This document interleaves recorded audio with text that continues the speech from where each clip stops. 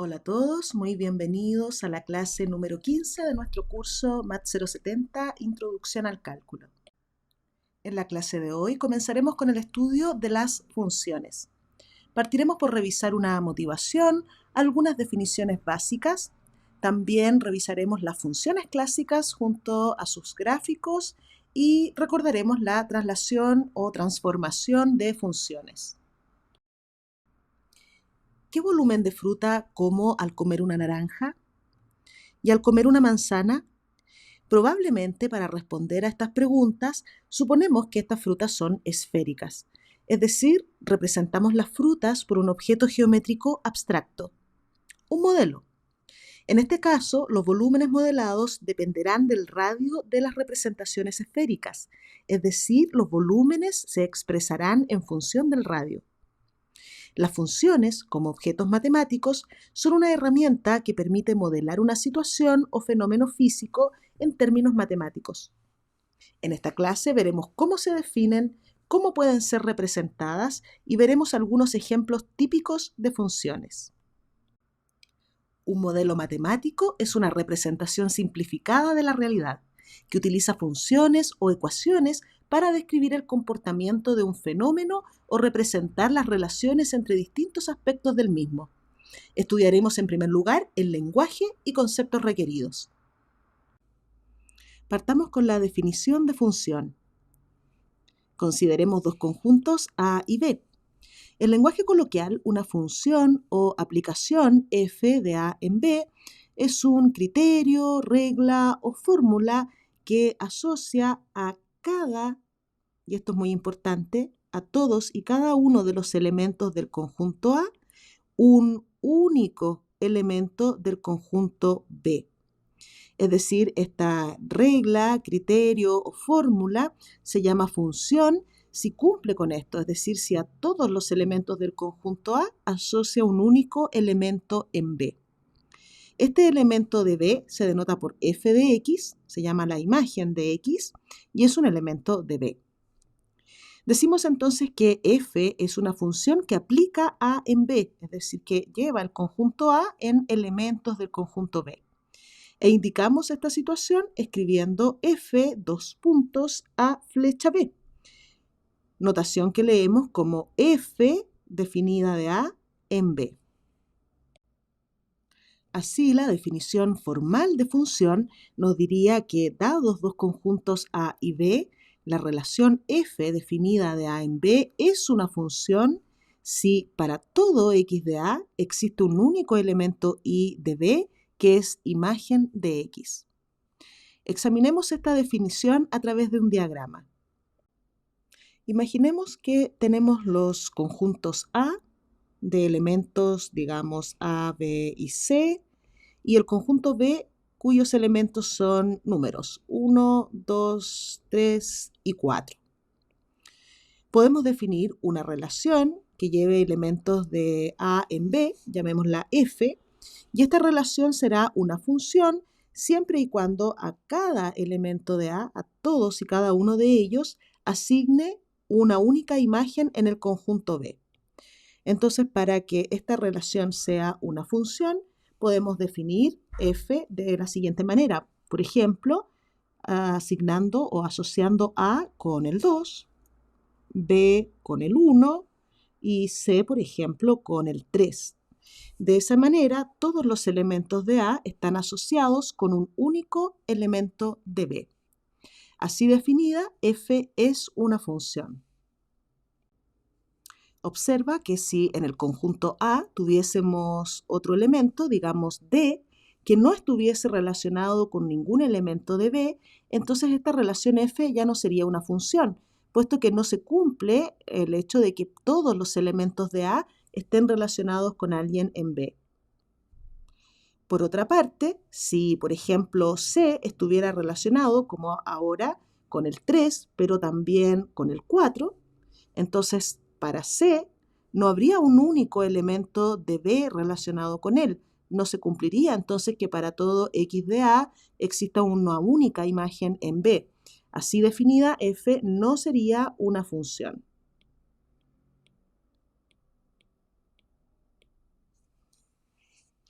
Aprovechemos este esquema para identificar los elementos que se nos definen a continuación. Nos dicen que si f es una función definida de a en b, entonces a se llama el dominio de f y se denota por dom de f. Entonces el conjunto a se llama dominio de la función y se denota por dom de f. Dominio. Es el dominio de la función. El conjunto B se llama el codominio o conjunto de llegada de f. Entonces B se llama el codominio. Codominio de f. Si x es un elemento de A, entonces f de x se llama el valor de f en x o la imagen de f sobre x, o simplemente la imagen de x según la función f. En nuestro esquema, por ejemplo, la imagen de A es 2, la imagen de B es 1, la imagen de C es 3. Y esto lo podemos denotar de la siguiente forma. Podemos decir que la imagen de A es el elemento de B que está relacionado con A según nuestra función. Es decir, la imagen de A es 2, la imagen de B es 1 y la imagen de C es 3. Ahora, el conjunto de todas las imágenes de la función f se llama el recorrido o rango de f y se denota por rec de f. Es decir, que el conjunto que denotamos como o que llamamos recorrido de f consiste de todas las imágenes de los x del dominio de la función. Es importante no confundir el recorrido de la función con el codominio de la función. En general, el recorrido de la función es un subconjunto del codominio. Por supuesto que podría ser también igual al codominio, pero, por ejemplo, en nuestro esquema, si seleccionamos todos los elementos que son imagen de alguien en el dominio, encontramos que ese conjunto, el conjunto de las imágenes, está compuesto por los elementos 1, 2 y 3. Este conjunto, subconjunto de B, que hemos encerrado aquí en verde, es lo que corresponde al recorrido de la función. Recorrido de la función f. Observa que en este caso el recorrido no es todo el codominio, porque el codominio contiene también al elemento 4, que no es imagen de ningún elemento del dominio. 4 es un elemento del codominio que no pertenece al recorrido de la función. Algunas observaciones importantes. En general, en este curso estudiaremos funciones de variable real. ¿Qué quiere decir esto? Que el conjunto A, donde está definida la función, es un subconjunto de los reales. Y también consideraremos funciones con llegada en los reales, es decir, que el codominio de la función, es decir, el conjunto B, también será un subconjunto de los reales, es decir, estudiaremos funciones de variable real con valores reales. Por ello diremos que, en general, el dominio es el más grande subconjunto de R donde f tiene sentido. ¿A qué nos referimos con esto de que f tiene sentido? Nos referimos a lo siguiente. Cuando decimos que f tiene sentido, nos referimos a todos aquellos x, tal que f de x es también un número real. Esto es importante porque muchas veces, por abuso de notación, se hace alusión a una función solo señalando su fórmula, sin mencionar explícitamente su dominio. Y la verdad es que para que una función esté completamente definida, necesita saber cuál es su dominio y cuál es esta regla de asignación, ¿no? Cómo asigna las imágenes a cada uno de los elementos de ese dominio. Sin embargo, muchas veces simplemente nos dan esa fórmula y no nos dicen quién es el dominio. En ese caso, vamos a definir el dominio de la función como el dominio máximo, es decir, el mayor subconjunto de R donde f tiene sentido. De nuevo, cuando decimos que f tiene sentido, nos referimos a esto, ¿no? A que f de x es un número real, que la imagen es un número real. Es decir, formalmente, el dominio de la función, si es que no nos indican cuál es, lo determinamos nosotros de esta forma. Decimos que el dominio de la función f es aquel conjunto de números reales x cuyas imágenes f de x también son un número real. A esto llamamos dominio máximo de la función o simplemente dominio de la función. Por ejemplo, aquí nos entregan tres funciones y no nos indican cuál es el dominio de cada una de ellas. De hecho, nosotros debemos determinar cuál es el dominio de cada una de estas funciones. Veamos, partamos por la primera función. La definición de dominio nos dice, por ejemplo, en el caso de la primera función, o en general, en realidad, que el dominio de una función f consiste de todos aquellos números reales x, tales que f de x es también un número real. Esa es la definición de dominio en general. Veamos ahora en el primer caso. Reinterpretemos. En el primer caso, esto diría que el dominio de esa función f en particular consiste de todos aquellos números reales x, tales que f de x, que en este caso están dadas las imágenes por raíz de x en x al cuadrado menos 1, es también un número real. Ahora, esta expresión es un número real. La raíz de esta expresión es un número real si y solo si x en x cuadrado menos 1 es mayor o igual que 0. Para que la raíz, ¿verdad?, de esta expresión sea un número real, necesitamos que la cantidad subradical sea mayor o igual que 0. Por otra parte, esta cantidad subradical es un cociente. Para que un cociente sea un número real, necesitamos también que el denominador sea distinto de 0. Veamos cuáles son los x en R que satisfacen ambas condiciones. Serían todos aquellos x en R, primero, tales que el cociente, ¿verdad?, sea mayor o igual que 0, y cuando decimos que x al cuadrado menos 1 debe ser distinto de 0, estamos pensando en que x menos 1 por x más 1 sea distinto de 0, ¿no? Y esa expresión, ese producto de números reales, es distinto de 0 si y solo si x es distinto de 1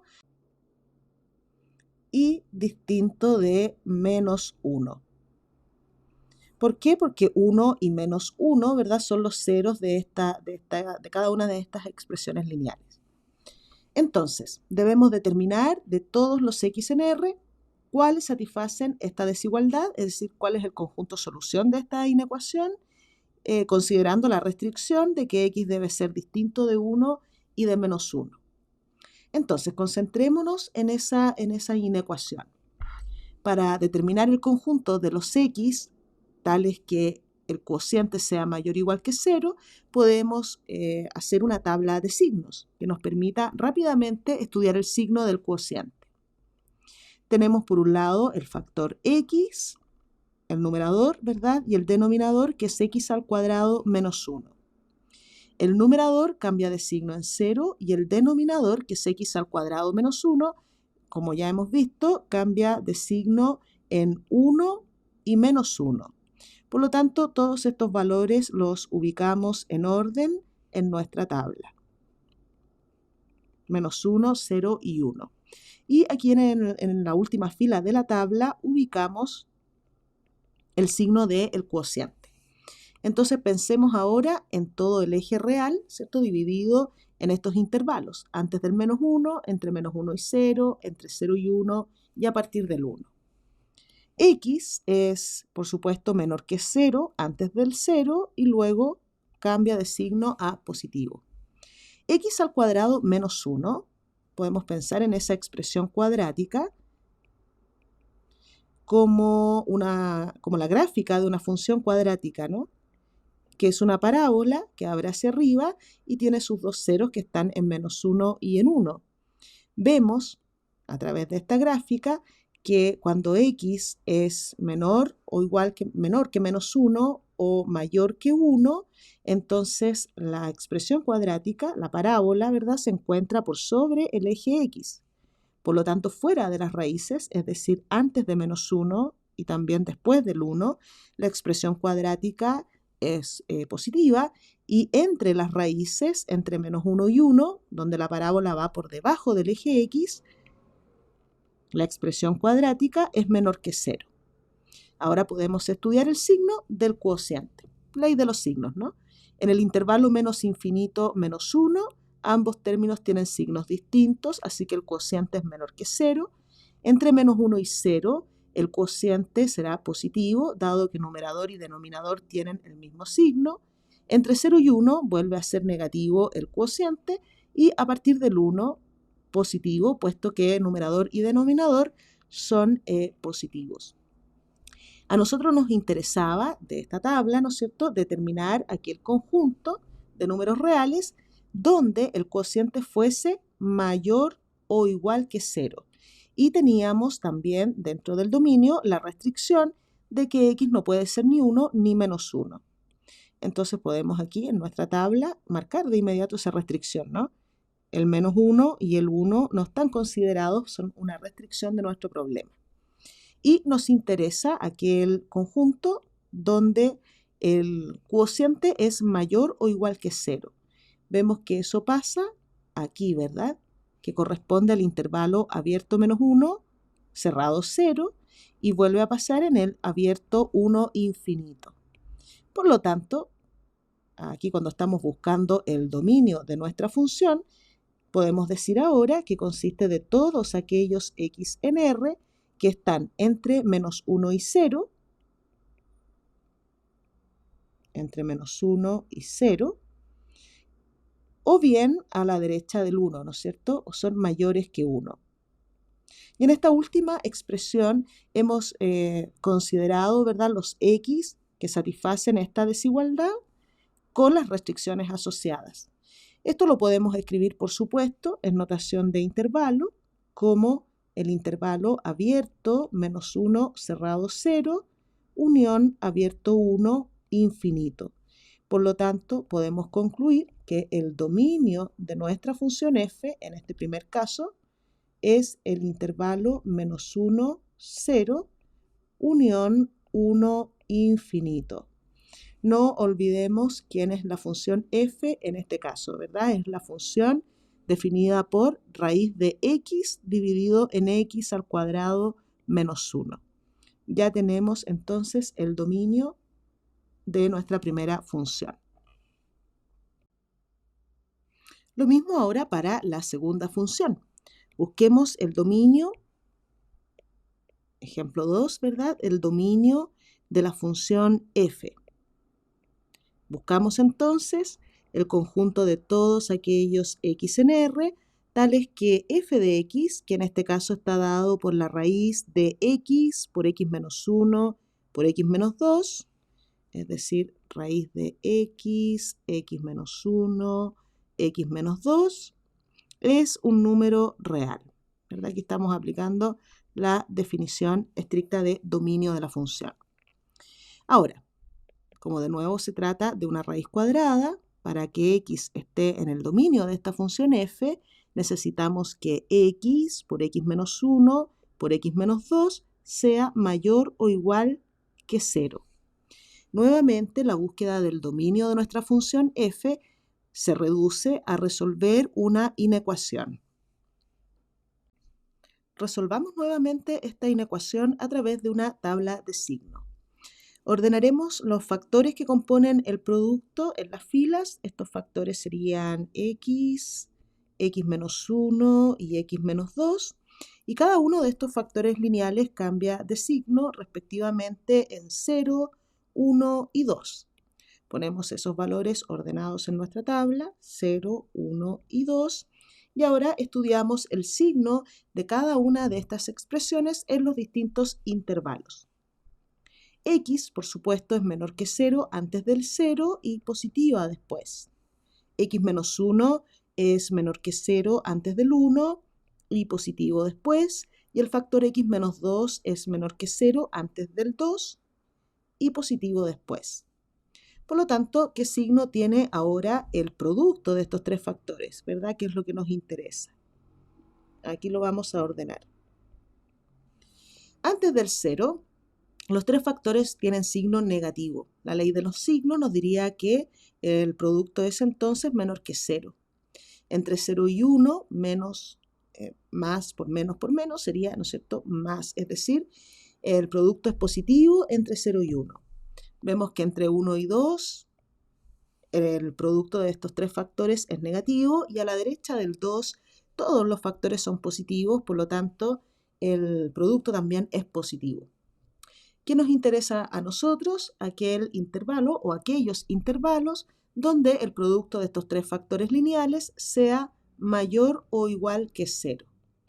Eso corresponde al intervalo cerrado 0 hasta el 1, cerrado el 1 también, porque tanto en 0 como en 1 el producto es igual a 0, y también vuelve a pasar desde el 2 en adelante.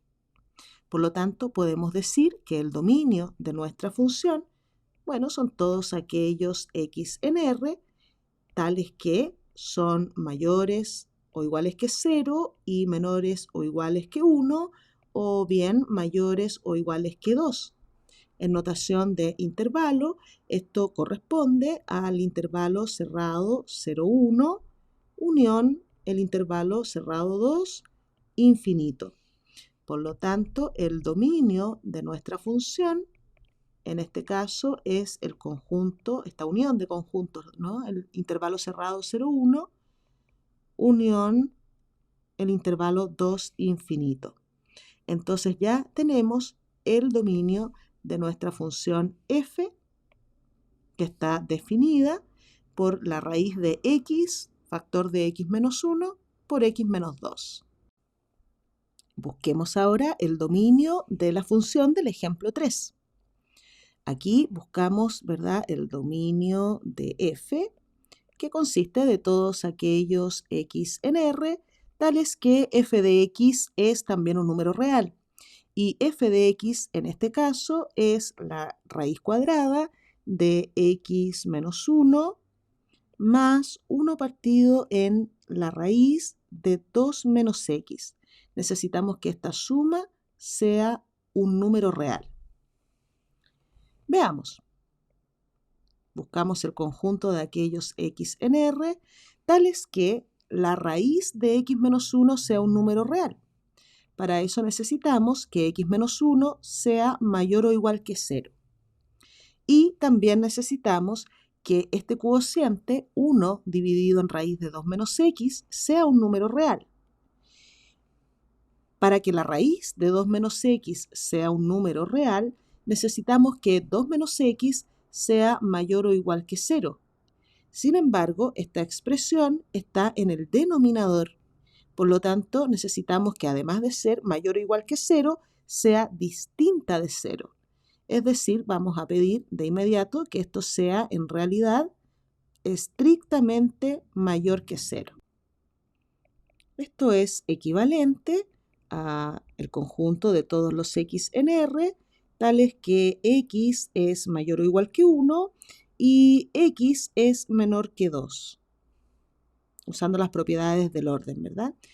Es decir, en términos de intervalos, estamos hablando de aquellos x mayores o iguales que 1, es decir, los que están en el intervalo cerrado 1, y menores que 2, es decir, abierto 2. Por lo tanto, el dominio de la función f, de nuestro tercer ejemplo, es el intervalo cerrado 1, abierto 2. Revisemos ahora la siguiente observación. Una función modela una situación en la que existe una relación de dependencia entre dos variables que intervienen en dicha situación. En aplicaciones físicas, por ejemplo, las funciones surgen de la siguiente manera. Se dan dos cantidades físicas, digamos x e y, que pueden representar, por ejemplo, temperatura, longitud, distancia, masa, tiempo, densidad, carga eléctrica, etc. De tal manera que los valores de y están determinados por los valores de x. En este contexto hablamos de la variable x como la variable independiente y de la variable y como la variable dependiente. Hablemos ahora sobre el gráfico de una función. El comportamiento de una función está reflejado por su gráfico. Diremos entonces que si f es una función, entonces el conjunto que llamamos gráfico de una función y que es subconjunto del plano R2, lo denotaremos por graph de f y consiste de todos aquellos pares ordenados x, y del plano, donde x pertenece al dominio de la función e y es la imagen de x. Es decir, el conjunto que llamamos gráfico de la función f consiste de todos los pares ordenados del plano xy que son de la forma x, f de x. Si el dominio de nuestra función es un subconjunto de los números reales, habrán tantos de estos pares ordenados que si los ubicamos, los dibujamos todos, los ubicamos todos en el plano cartesiano, veremos que ellos conforman una curva. Observa cómo el gráfico es un subconjunto del plano, mientras que el dominio de la función, que podemos identificar en el eje x, es un subconjunto de R. El recorrido también lo podemos identificar como un subconjunto de R y lo identificamos sobre el eje Y. Consiste de todos aquellos Y en R que tienen alguna preimagen en el dominio. Definamos ahora qué entenderemos por igualdad de funciones. ¿Cuándo dos funciones serán iguales? Diremos que dos funciones f y g son iguales si y solo si tienen el mismo dominio y además para cada x de ese dominio común asignan exactamente la misma imagen. Equivalentemente, f es igual a g si y solo si ambas funciones tienen el mismo gráfico. Ahora que tenemos una definición para la igualdad de funciones, podemos establecer qué es la extensión o restricción de una función. Diremos que f es una restricción de la función g, o de manera equivalente que g es una extensión de f, si y solo si el dominio de f está contenido en el dominio de g, y además la imagen que f asigna a x es la misma imagen que g asigna a x. En el ejemplo se nos pide determinar si f es una restricción de la función g en cada uno de los siguientes casos. Examinemos las dos funciones del primer ejemplo. F es la función dada por x al cuadrado menos 1 dividido en x menos 1 y g es la función lineal dada por g de x igual a x más 1. Examinemos ese par de funciones. Miremos sus gráficas y sus dominios. Veamos, en el primer ejemplo, f de x está dada por x al cuadrado menos 1 dividido en x menos 1. El dominio de esta función f, el dominio de f, consiste de todos aquellos números reales distintos de 1. Y observa que para todo x del dominio, es decir, para todo número real x distinto de 1, nuestra función f de x se puede reescribir como x menos 1 factor de x más 1 dividido en x menos 1. Como x es distinto de 1, x está en el dominio de la función, en realidad f asigna a cada x de los reales sin el 1 la imagen dada por x más 1. Es decir, si tuviésemos que graficar esta función, graficaríamos una función, ¿no es cierto?, dada por y igual a x más 1 con dominio los reales sin el 1. Eso se ve como una recta dependiente positiva, 1, y coeficiente de posición 1. Salvo que el 1, el número real 1, no está en el dominio. 1 entonces no tiene imagen. Es decir, que la gráfica de nuestra función se vería más o menos así. Como la recta y igual a x más 1, pero con dominio los reales sin el 1, es decir, para x distinto de 1. Ahora, la función g que se nos da en este mismo ejemplo, g de x, está dada por x más 1, es decir, g de x asigna a cada x en R x más 1. El dominio de esta función g es entonces R. Y si tuviésemos que graficar esta función, graficaríamos exactamente la misma recta y igual a x más 1, ¿cierto? Recta dependiente positiva 1 y coeficiente de posición 1, pero con dominio R. Entonces vemos que en realidad el dominio de la función el dominio de la función f está contenido en el dominio de la función g. De hecho, el dominio, ¿no es cierto?, de f son los reales sin el 1, así que estos dos dominios difieren solo en un punto, pero el dominio de f está contenido, es un subconjunto del dominio de g, y además la imagen que f asigna a cada x de su dominio está dada por x más 1, que es igual a g de x. Por lo tanto, podemos concluir que f es una restricción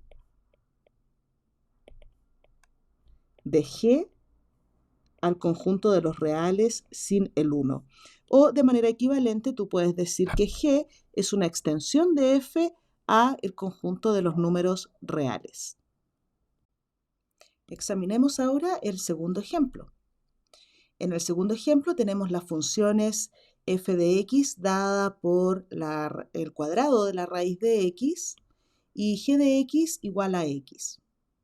Veamos. Entonces, en este segundo ejemplo, f de x es el cuadrado de la raíz de x. El dominio de esta función f es el intervalo cerrado 0 infinito. Necesitamos que x sea mayor o igual que 0 para que la raíz de x esté definida. Y para todo x del dominio de la función, es decir, escribamos explícitamente aquí, para cada x de este intervalo, la imagen que f asigna a x es, ¿cierto?, el cuadrado de la raíz de x, que equivale a x. Por otra parte, g de x es la función identidad, x, cuyo dominio es R. Fíjate que el dominio de la función f, que es el conjunto de los reales no negativos, es un subconjunto del dominio de g y además la imagen que f asigna a cada uno de estos x, de los x del 0 infinito, es x, al igual que la imagen que g asigna a cada x de su dominio. Entonces podemos decir en este caso que f de x es una restricción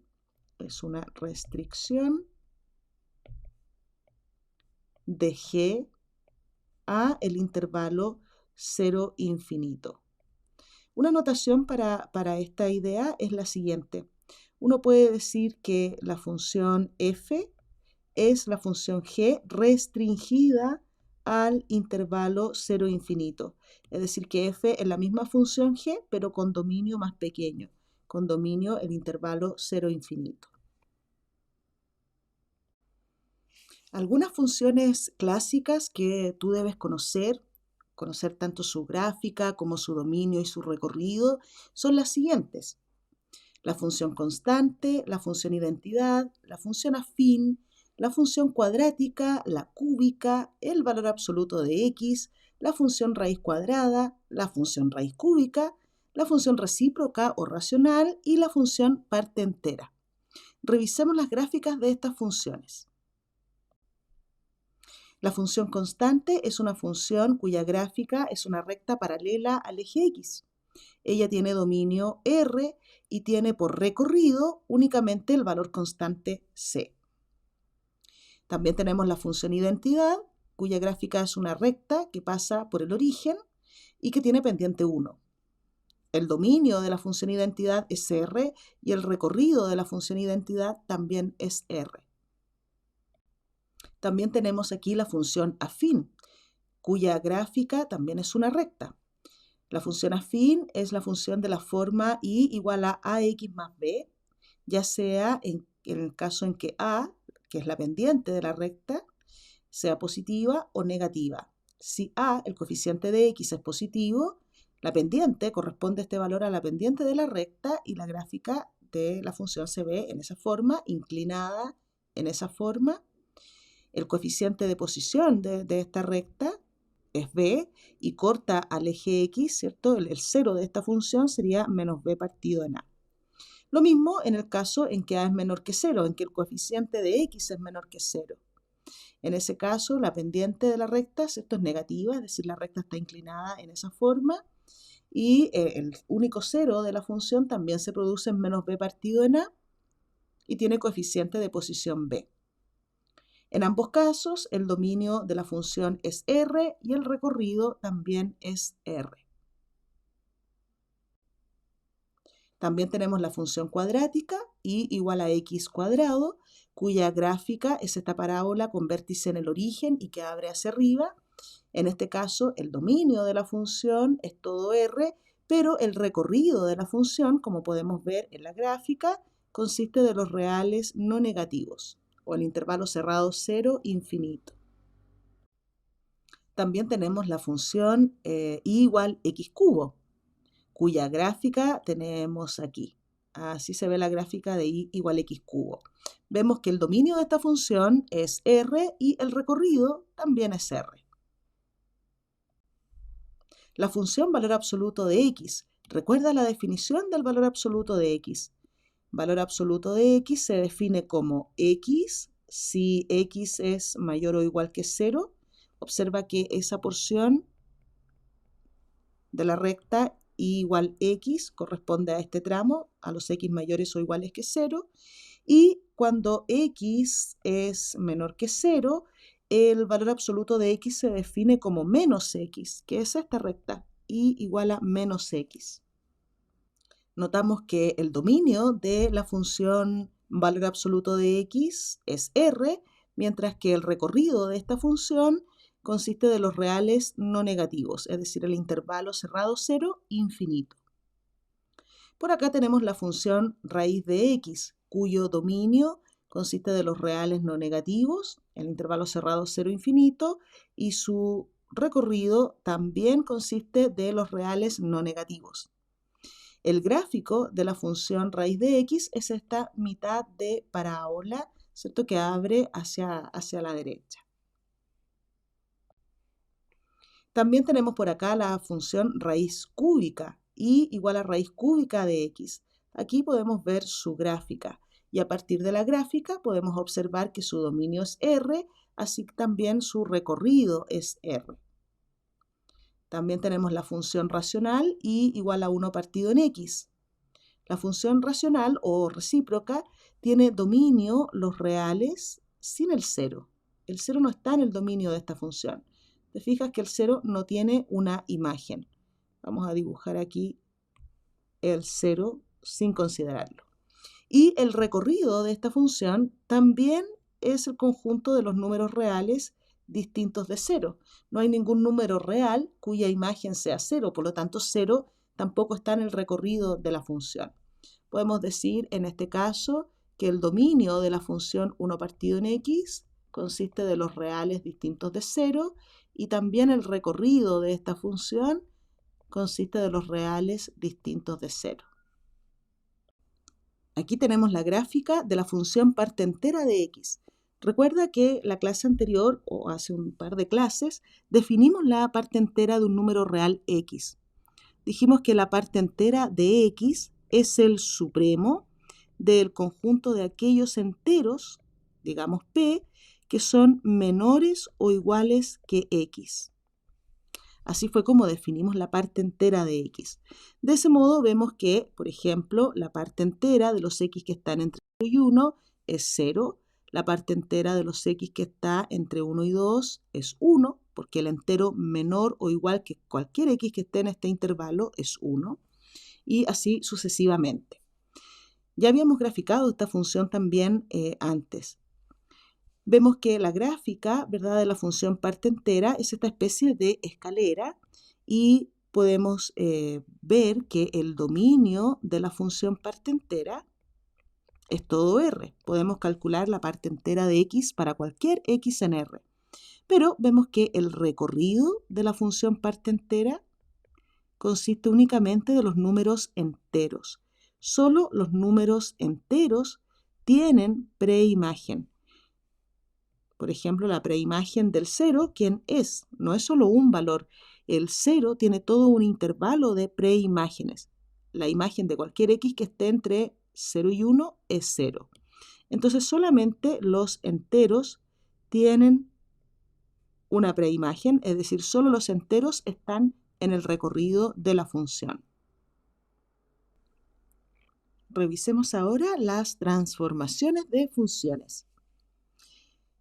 Si conocemos la gráfica de una función y igual f de x, podemos trazar la gráfica de y igual a f de x más c, donde c es una constante real distinta de 0.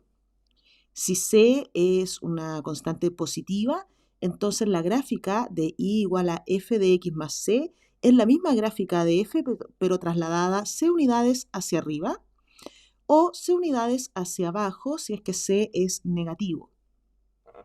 Por ejemplo, si consideramos la gráfica de la función, digamos raíz de x, y igual a raíz de x, que ya la conocemos, y queremos trazar ahora la gráfica de y igual a raíz de x, digamos más 2, tenemos la misma gráfica de la raíz de x, pero trasladada 2 unidades hacia arriba. O si lo que necesitamos es la gráfica de la función y igual a raíz de x menos 2, entonces tenemos la misma gráfica de la raíz de x, pero trasladada 2 unidades hacia abajo. Así. De modo que siempre que a f de x le sumamos una constante c, ya sea esta positiva o negativa, lo que obtenemos es una traslación vertical de la gráfica de f. Ahora, si es a la variable x que quitamos c, lo que tendremos es una traslación horizontal de la gráfica de f. Esta traslación será c unidades a la derecha si es que c es positivo o c unidades a la izquierda si es que c es negativo. Por ejemplo, si pensamos nuevamente en nuestra gráfica de modelo, la gráfica de la raíz de x, y quisiéramos trazar ahora la gráfica de, digamos, raíz de x más 2, esta gráfica corresponde a la raíz de x menos menos 2. De modo que, como la constante c es negativa, en este caso la traslación será hacia la izquierda. Entonces tomamos la gráfica, modelo, la gráfica de y igual a raíz de x, y la trasladamos 2 unidades a la izquierda.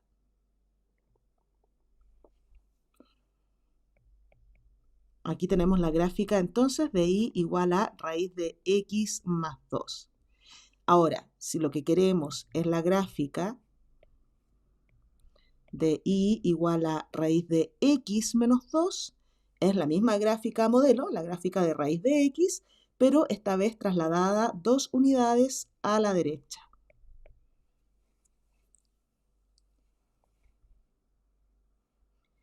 Tres.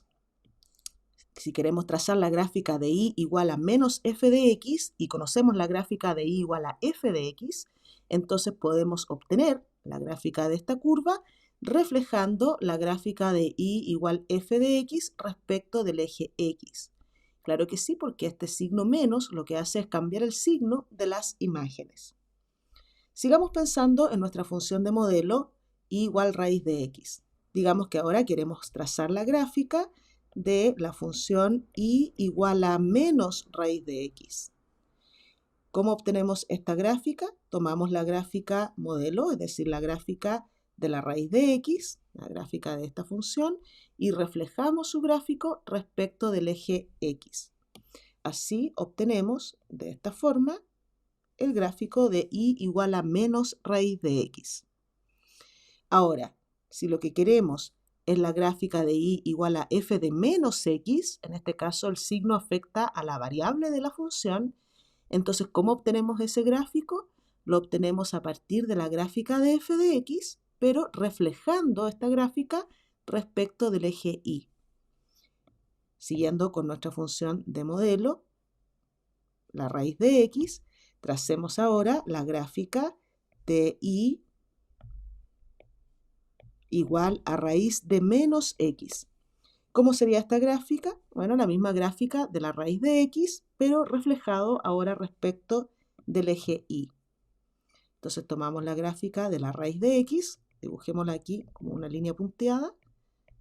Esta es la gráfica de igual raíz de x y la reflejamos respecto del eje y. Aquí tenemos la gráfica de y igual a menos raíz de x.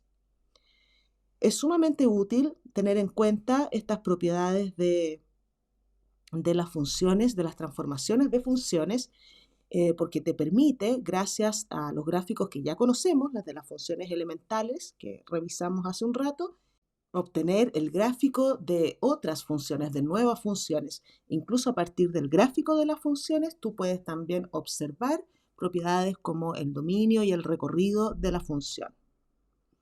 Bueno, con estas propiedades damos por finalizada la clase de hoy. Espero que te haya sido útil y nos vemos en la próxima clase. Chao, chao.